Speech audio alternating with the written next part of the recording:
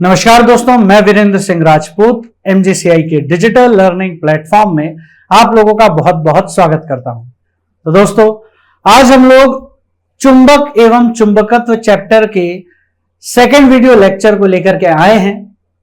Last video lecture में हमने चुंबक के बारे में बहुत ही बेसिक बातें की थी कि एक चुंबक जो है वो क्या होता है, कैसे उसको परिभाषित किया जाता है, उसके कौन कौन से गुण होते हैं कि एक चुंबक के अंदर कौन कौन से गुण उपस्थित है, और कुछ बेसिक फॉर्मूले भी हमने देख लिए थे।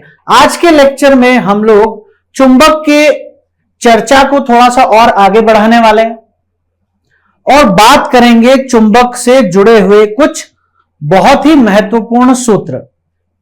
अब देखिए, बहुत ही आसान है इन सूत्रों को याद रखना, क्योंकि आप स्थिर विद्युत पढ़ करके आए हैं।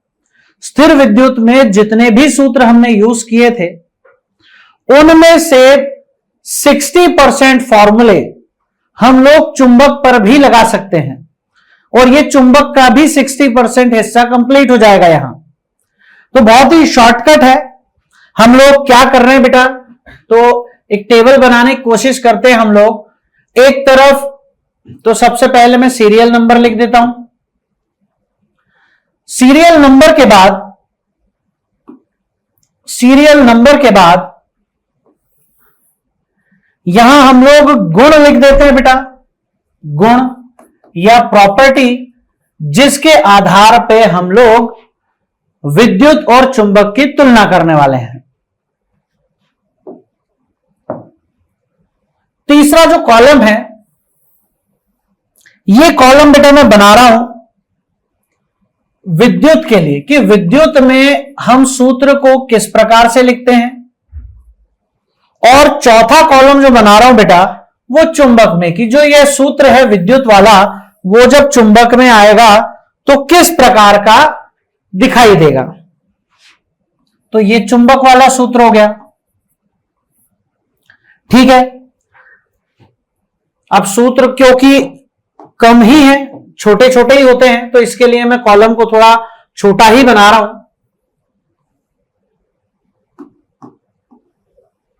लेकिन ये गुण वाला जो कॉलम है, थोड़ा सा इसको बड़ा अपन बना लेते हैं। कारण क्या है, क्योंकि इनके नाम थोड़े बड़े बड़े भी लिखाएंगे, थ्योरी लिखाएगी इसमें। तो ये रहा सर, एक छोटी सी टेबल बना ली है मैंने। अब सबसे पहले तो पॉइंट नंबर 1 में हम लिखते हैं मूलभूत कण। मूलभूत कण, तो विद्युत में जो मूलभूत कण हुआ करता था बेटा, वो होता था आवेश, और उसको हम दर्शाते थे Q से। जो चुंबक है, ये जो चुंबक है, चुंबक क्या है सर, चुंबक का मूलभूत कण है ध्रुव, और इसको हम दर्शाते हैं स्मॉल m से, ठीक है। अच्छा, जो पॉइंट नंबर 2 है बेटा, वो क्या है, तो पॉइंट नंबर 2 हमें नियतांक के बारे में बताता। पॉइंट नंबर 2 में हम दोनों में तुलना कर रहे हैं नियतांक की, कि सर ये विद्युत में एक नियतांक हुआ करता था स्मॉल k, हम इसको रिप्रेजेंट करते थे, जिससे इसका फॉर्मूला होता था 1/4 पाई एप्सिलॉन नॉट,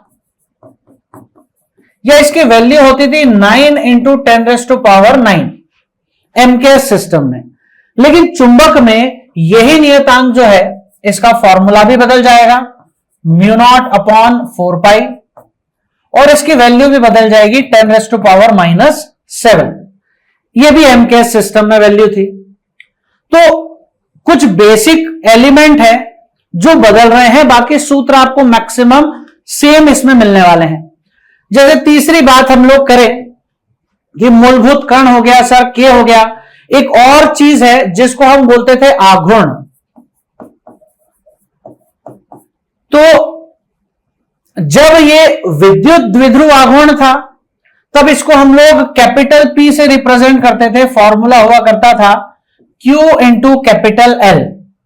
चुंबक में यही फॉर्मूला हम लास्ट लेक्चर में भी पढ़ करके आए हैं। ये कैपिटल M था, फॉर्मूला था M × स्मॉल l। क्या चेंज हुआ है बेटा, तो आघूर्ण का साइन चेंज हुआ है, चिन्ह बदल गया है, कैपिटल पी की जगह कैपिटल एम से रिप्रेजेंट करेंगे, और जो बेसिक कण था वो बदल गया, क्यू की जगह क्या आ गया है, एम। जहां हम चार्ज यूज करते थे, आवेश को यूज करते थे, उसकी जगह हम ध्रुव प्राबल्य या पोल स्ट्रेंथ का यूज करेंगे।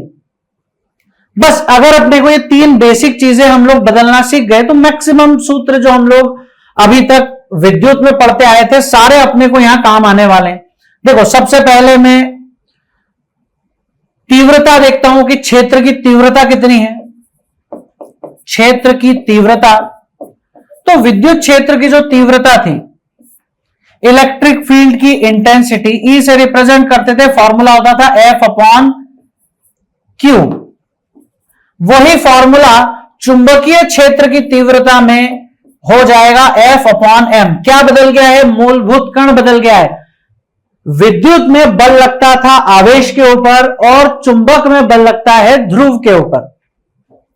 इसी का एक और सूत्र हम लोग पढ़ते थे, के q upon r square. Similar formula हम चुंबक में भी पढ़ेंगे, के एम अपॉन आर स्क्वायर। तीव्रता के बाद हम लोग बल का भी सूत्र लिख ही लेते हैं।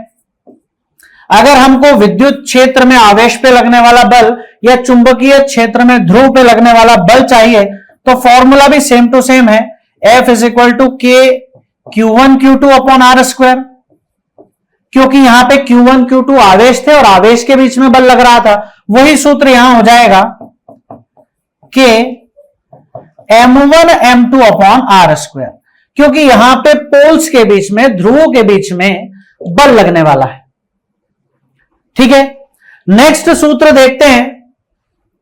तो नेक्स्ट सूत्र में क्या आएगा बेटा, फिर से वही टेबल बना लेते हैं अपन, एक सीरियल नंबर की, एक गुण की,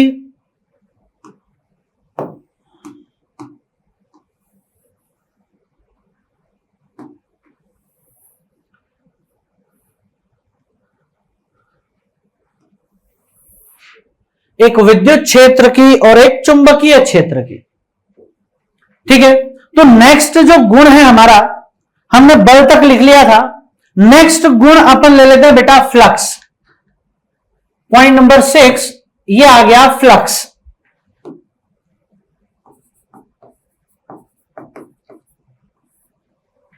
ठीक है सर, फ्लक्स को ले लेते हैं। फ्लक्स को हम लोग बेटा फाई से दर्शाते हैं। सूत्र क्या होता है, फाई बराबर ई ए कॉस थीटा। और यही चुंबक में अगर हम लोग सूत्र देखेंगे तो फाई बराबर बी ए कॉस थीटा। अब ये सारे सूत्र में कंपेयर करके क्यों बता रहा हूं, क्योंकि सारे सूत्र जो हमने विद्युत में याद किए थे चुंबक में भी हमारे एज इट इज काम में आने वाले हैं। पॉइंट नंबर 7 देखेंगे, विद्युत फ्लक्स के बाद एक और बहुत ही फेमस फॉर्मूला है जो कि है बल आघूर्ण का, टॉर्क का। बल आघूर्ण, तो सर बल आघूर्ण टाउ से अपन दर्शाते हैं, सूत्र होता है सर पीई साइन थीटा। वही सूत्र चुंबक में बन जाएगा टाउ बराबर m b sine theta. Point number 8 देखते हैं, बल आघूर्ण के बाद आता है बेटा घुमाने में किया गया कार्य। एक विद्युत द्विध्रुव को घुमाना हो या चुंबक को घुमाना हो, घुमाने में किया गया कार्य, तो कार्य का सूत्र क्या होना चाहिए बेटा, तो जो इसका ज्यादा फेमस फॉर्मूला है वो है पीई 1 माइनस कॉस थीटा। वही चुंबक में बन जाएगा बेटा m b 1 minus cos theta. Point number 9 ये है स्थितिज ऊर्जा। सर ये स्थितिज ऊर्जा को हम यू से दर्शाते हैं। इसका फॉर्मूला होता था विद्युत में माइनस का पीई कॉस थीटा, यहां हो जाएगा माइनस का एम बी कॉस थीटा। ठीक है, और क्या क्या फॉर्मूले हैं सर, तो बहुत सारे फॉर्मूले हैं वैसे तो। अक्षीय स्थिति की तीव्रता, अक्षीय स्थिति तीव्रता। और पॉइंट नंबर 11 में देखते हैं अपन निरक्षीय स्थिति तीव्रता। अच्छा, आपको याद होगा बेटा कि निरक्षीय का याद कर लें तो अपना अक्षीय अपने आप बन जाता है। अक्षीय की तीव्रता निरक्षीय से 2 गुनी होती है। अगर मैं निरक्षीय की तीव्रता को En लिखूं, उसका फॉर्मूला होता है Kp/R3, तो अक्षीय की जो तीव्रता हो जाएगी ये हो जाएगा K 2P/R3। वैसे ही अगर मैं चुंबक में लिखूं तो चुंबकीय क्षेत्र के लिए अक्षीय तीव्रता कितनी हो जाएगी? K 2M/R3। और निरक्षीय की जो तीव्रता है यह है Km/R3। क्या बात क्लियर है? तो देखिए, इतने सारे सूत्र हैं जो हम लोग स्थिर विद्युत के एज इट इज चुंबक में लगा करके चुंबक के सवालों को आसानी से बना सकते हैं। सर, इसके अलावा भी कुछ चीजें हैं क्या? सबसे पहला तो बेटा इसमें मात्रक बहुत इंपॉर्टेंट है। हम लोग कुछ मात्रक बनाने का प्रयास करते हैं। जैसे उदाहरण के लिए हम बात करें चुंबकीय क्षेत्र। चुंबकीय क्षेत्र, तो बेटा चुंबकीय क्षेत्र B बराबर होता है F/m। मात्रक क्या होना चाहिए? देखो ध्यान से, सूत्र अभी हमने टेबल में लिखा हुआ था ही। मात्रक में बना रहा हूं, बल का मात्रक न्यूटन और ध्रुव प्राबल्य का मात्रक होता है एम्पियर मीटर। न्यूटन प्रति एम्पियर मीटर को ही हम लोग कहते हैं बेटा टेस्ला। ठीक है।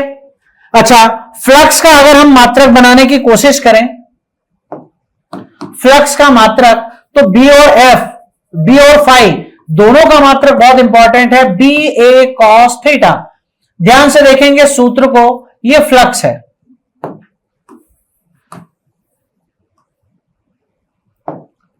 फ्लक्स। अच्छा, फ्लक्स का मात्रक बनाए तो देखिए बी जो है यह चुंबकीय क्षेत्र है, तो इसका मात्रक होता है न्यूटन प्रति एम्पियर मीटर, क्षेत्रफल का होता है मीटर स्क्वायर, और कॉस थीटा का कोई मात्रक नहीं होता, 1 मीटर से 1 मीटर कटेगा, न्यूटन मीटर प्रति एम्पियर।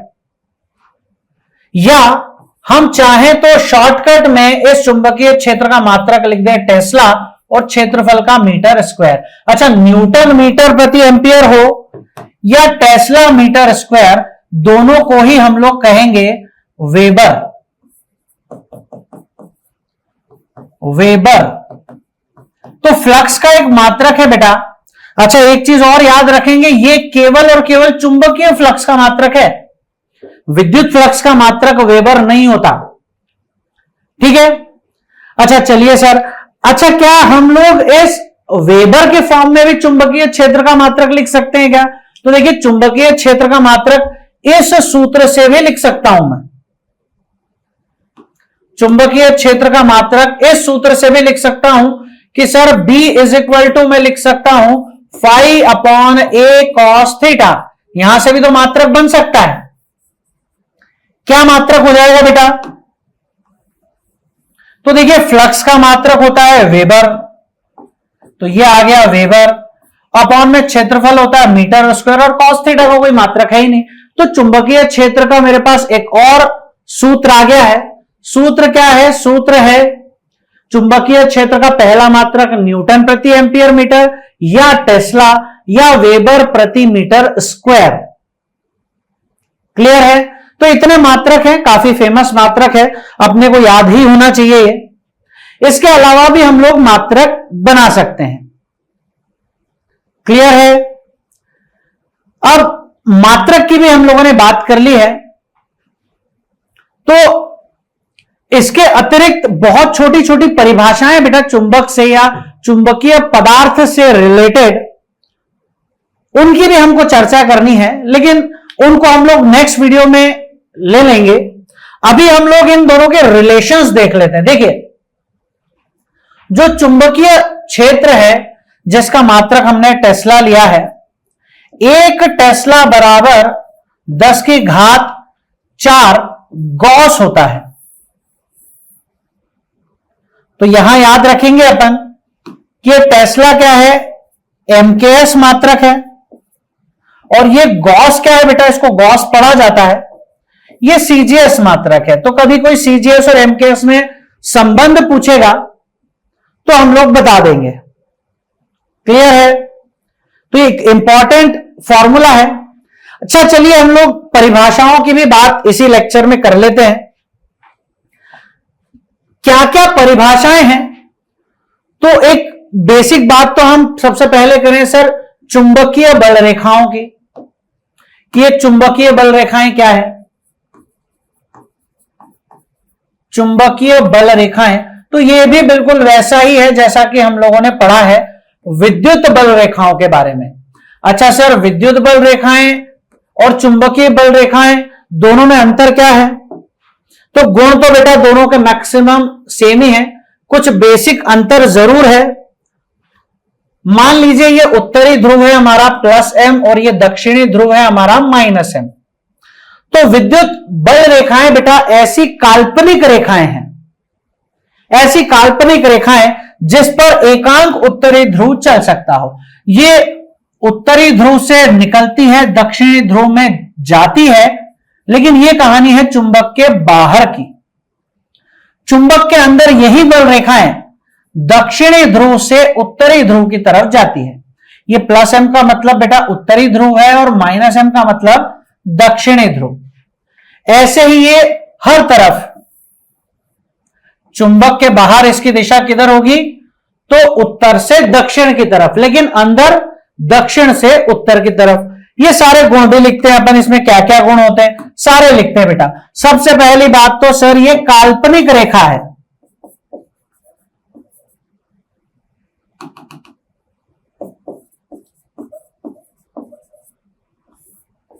काल्पनिक रेखा, ठीक है। दूसरी बात कि ये जो बल रेखाएं हैं ये चुंबक के बाहर, चुंबक के बाहर उत्तरी ध्रुव से दक्षिणी ध्रुव की ओर, लेकिन चुंबक के अंदर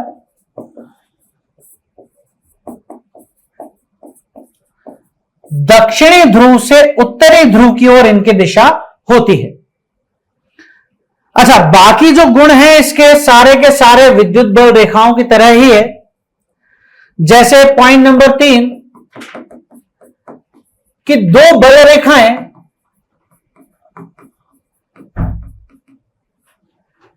एक दूसरे को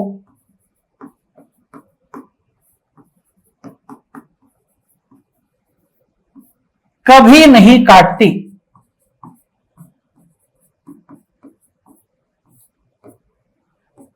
पॉइंट नंबर 4 सघन रेखाएं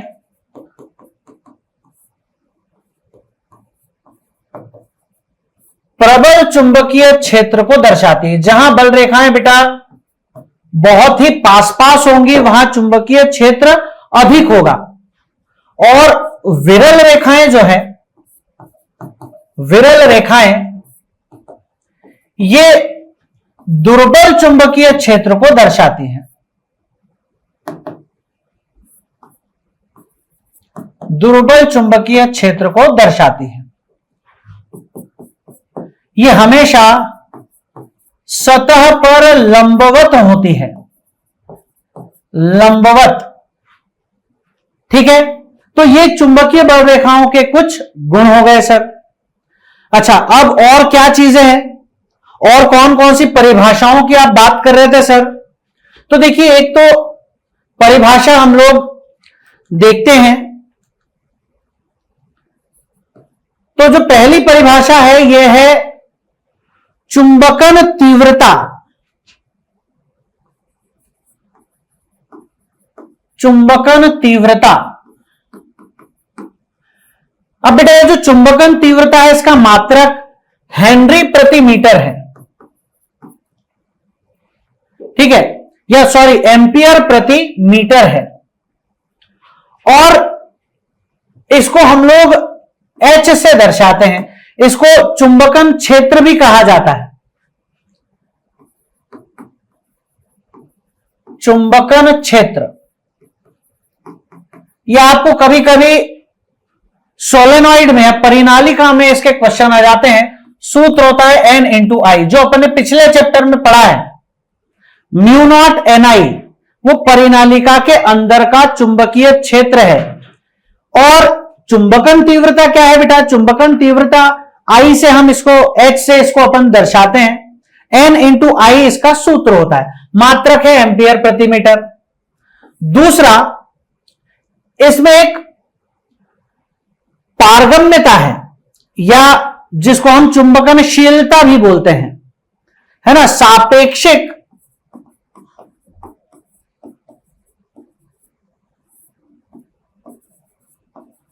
चुंबकीय पारगम्यता।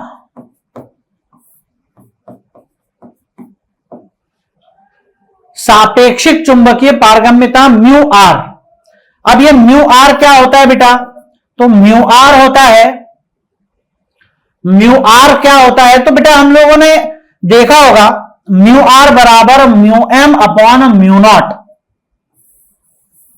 अब सर ये म्यू एम क्या है, म्यू नॉट क्या है? कहीं ना कहीं इसको जरूर आपने देखा होगा। ये माध्यम की चुंबकीय पारगम्यता है। और म्यू नॉट क्या है बेटा? तो म्यू नॉट जो है वो निर्वात की चुंबकीय पारगम्यता है। चलिए नेक्स्ट परिभाषा देखें, यह है बेटा चुंबकीय प्रवृत्ति। बहुत ही इंपॉर्टेंट है चुंबकीय प्रवृत्ति।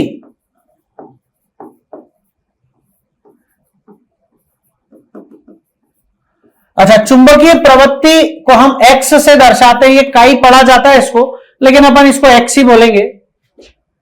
अब चुंबकीय प्रवृत्ति बेटा एक संख्या है, सिर्फ और सिर्फ एक संख्या। इसके सूत्र से हमको बहुत ज्यादा लेना देना है नहीं। एक संख्या है जो हमको बताती है कि किसी पदार्थ को चुंबकित करने के लिए हमको कितना प्रयास करना पड़ेगा, उसको चुंबकित करना आसान है या कठिन है। इसमें एक फॉर्मूला भी जरूर अपने को याद रखना चाहिए, म्यू आर बराबर 1 प्लस एक्स। आप चाहो तो mu m upon mu naught लिख करके सूत्र को थोड़ा सा बदल भी सकते हो। म्यू एम बराबर म्यू नॉट 1 प्लस एक्स। क्या ये बात क्लियर है? ठीक है बेटा, तो कुछ ये बेसिक परिभाषाएं भी हमने देख ली है। आज की क्लास में इतना ही बेटा। आगे के जो टॉपिक है उनको हम नेक्स्ट वीडियो लेक्चर में देखेंगे। तो मिलते हैं नेक्स्ट वीडियो में, तब तक के लिए जय हिंद, जय भारत।